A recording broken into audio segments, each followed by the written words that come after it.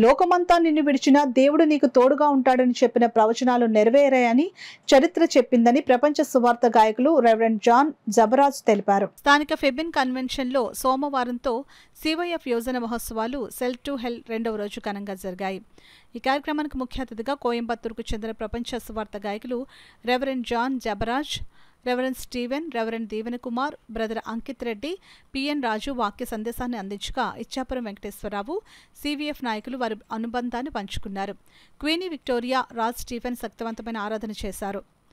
Race of Peace Worship Centre youth వారు ప్రదర్శన, సాంస్కృతిక కార్యక్రమాలు ఎంతో అలరించాయి. కార్యక్రమంలో తెలంగాణ, కర్ణాటక, తమిళనాడుతో సహా రాష్ట్రంలో ఉన్న వివిధ జిల్లాల నుండి పెద్ద ఎత్తున యువతీ యువకులు పాల్గొన్నారు. I wrote a promise song for Jesus Calls in 2021, 22, 23 and even this year also I wrote. 21, 22, 23 ఈ సంవత్సరం కూడా నేను వాగ్దానపు పాటలు రాసి ఉన్నాను. So Sam called me one day. ఒక రోజు శామ్ గారు నన్ను పిలిచి he said some people need you in Kakinada.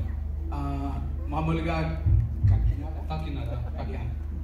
మీలో చాలా మందికి తెలుస్తుంటుంది, చూస్తుంటారు. So Pastor Murthy contacted us. Pastor Murthyraju గారు మమ్మల్ని కాంటాక్ట్ చేశారు. I said because Sam said without hesitation I'm saying yes to this. Sam గారు చెప్పారు కాబట్టి నేను తప్పనిసరిగా వస్తానని చెప్పండి. And well, they have not disappointed us and my team because they received us well. They have put us in the best hotel and I'm feeling very good about this meeting.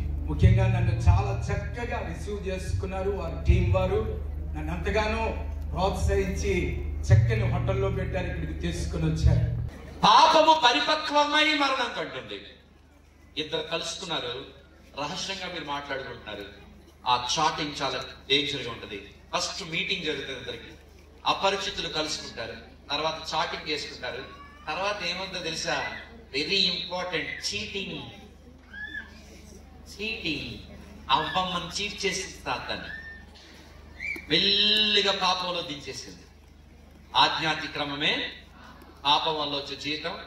అయితే దేవుని కృపావరం ప్రభు యేసు క్రీస్తు నందు నిత్య జీవము. స్తోత్రం చెప్పండి.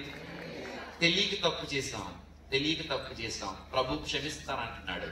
అందుకనే మనం ఎలా మాట్లాడాలి, ఎలా ఉండాలి అన్ని తెలియాలంటే ఎక్కడో ఉండే దేవుడు గోడ మీదకి తేకూడదు. గోడ మీద ఉండే దేవుడు గుండెల్లోనికి రావాలి. నీ గోడ మీద పెట్టుకుని పూజిస్తావనా, పరలోకాన్ని విడిచిపెట్టి ఎక్కడికి వచ్చాడు? గుండెల్లోనికి రావాలి. ప్రభు అద్భుతాలు చేస్తాడు. Can you receive Jesus, a wonderful, such a wonderful God as your God and Savior?